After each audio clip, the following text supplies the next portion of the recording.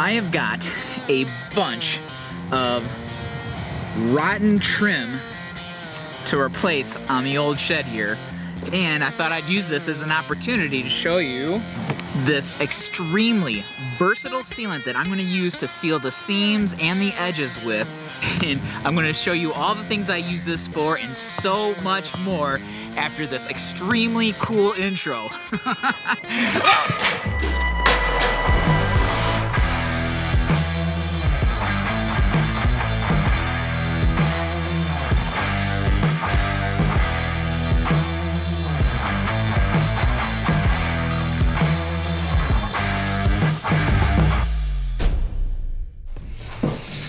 So I am coming to you basically for a public service announcement, and that is to stop using this for everything.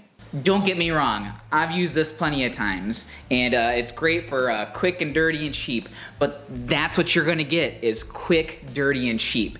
And I have got projects all over the house that are failing. I've got crown molding that has splits in them because this stuff loves to shrink and crack and get brittle. And as you saw in the beginning of the video, I've got trim work all over the old shed that has deteriorated so much that the water has infiltrated, seeped into the wood, completely rotted everything out, and now I've got to redo everything. So I want you to start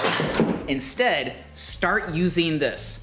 This is the Rabbit Set Non Sag Sealant, and it comes in white, it comes in gray, and it comes in sandstone. And I can't tell you my source, but I heard a little birdie tell me that there's been a whole bunch of talk about them coming out with a black version so that way it can match your blacktop patch as well. Now, I guess I should start by saying that this is not actually meant for doors and windows and trim and all that stuff, but it's so versatile and it bonds to so many different material, and it's meant for indoors, outdoors, that it can do everything. But what it's actually meant for is, it's actually meant for concrete, specifically like vertical cracks. And since it's non-sag, it's really good for those cracks where you've got this big void of nothingness behind it. Like you're pretty convinced that there's like another dimension behind that crack.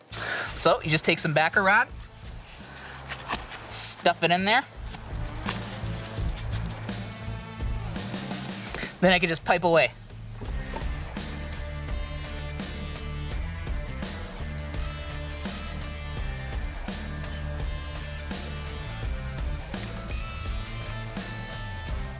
Now, I know what you're thinking, and you're right.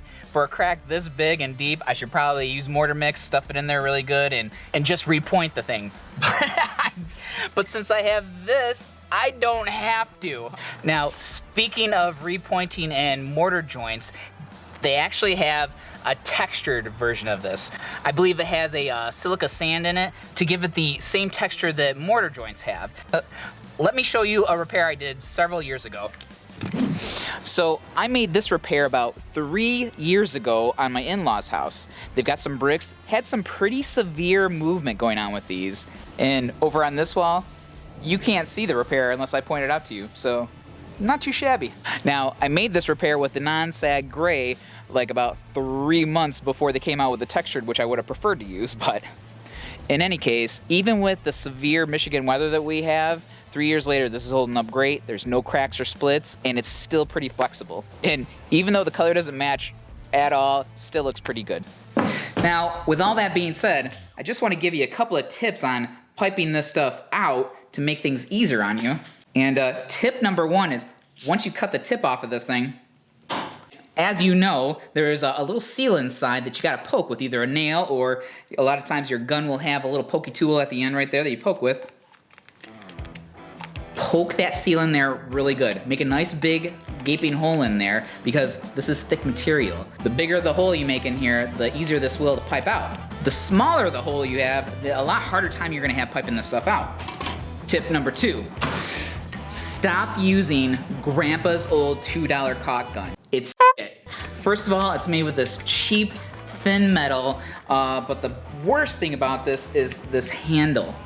Look at how short this handle is. In comparison, it costs a couple dollars more. Look at how much more leverage you have to caulk that thicker material out. I promise you, you spend a little extra money on a caulk gun, this is gonna last you the rest of your life, and it's gonna make everything so much easier on your wrist.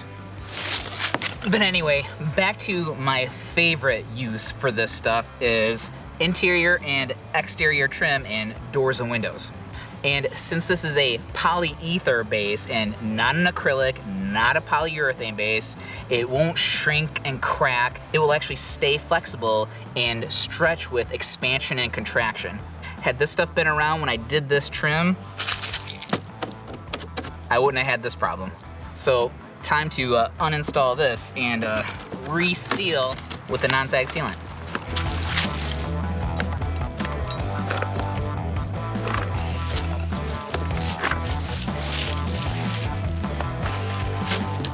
That was way easier than I thought it was gonna be.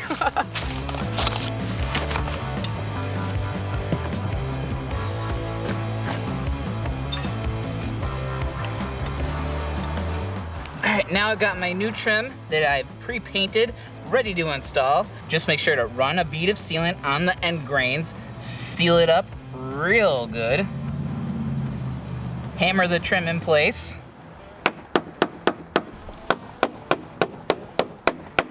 and then just squeegee out the excess with a putty knife. That's the new shed, by the way, but that's all you get to see. Now, another thing that I love about this sealant is that you get all the benefits of a silicone, plus it's paintable in 24 hours. Also, another added benefit to this sealant is it's 40 degrees outside today. This stuff can go all the way down to 35 degrees for application. And I definitely don't plan on making the same mistake with the new shed.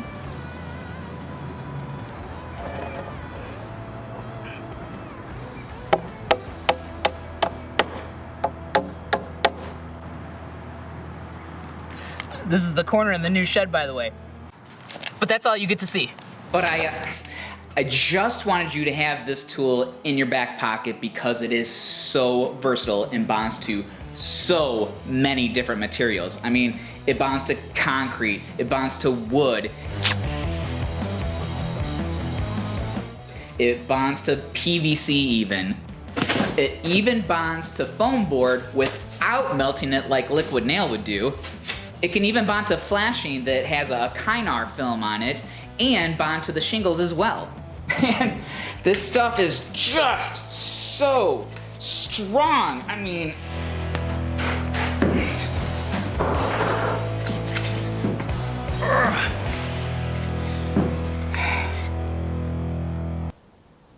are you thinking what I'm thinking?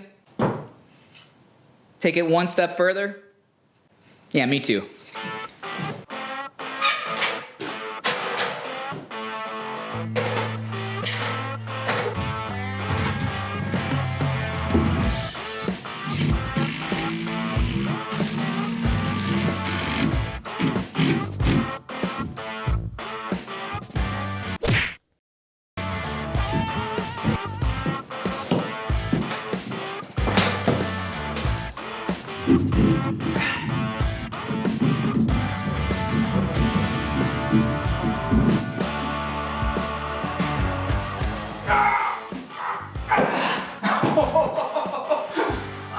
Oh, that hurts.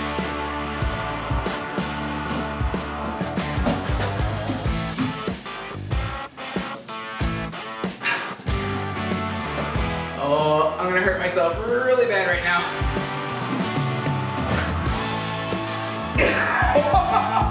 Oh my God. Are you serious right now? Come on, break. Break. You know, I was kind of hoping for a blooper because I really thought that was gonna break. I knew it was gonna be impressive, but I was hoping for a break at least.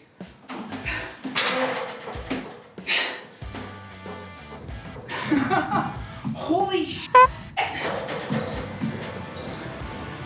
I thought at least the board would break.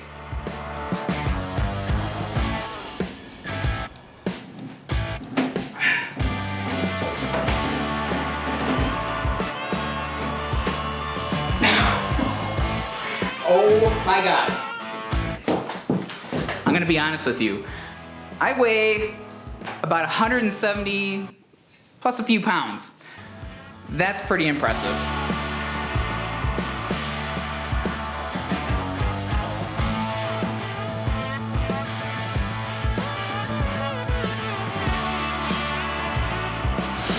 Well, that's it for this video. If you liked it, please give it a thumbs up. If you haven't subscribed yet, please think about doing so. I promise you won't regret it. And I'll see you in the next one. I'm just glad that I didn't hurt myself in the making of this video. Maybe next time.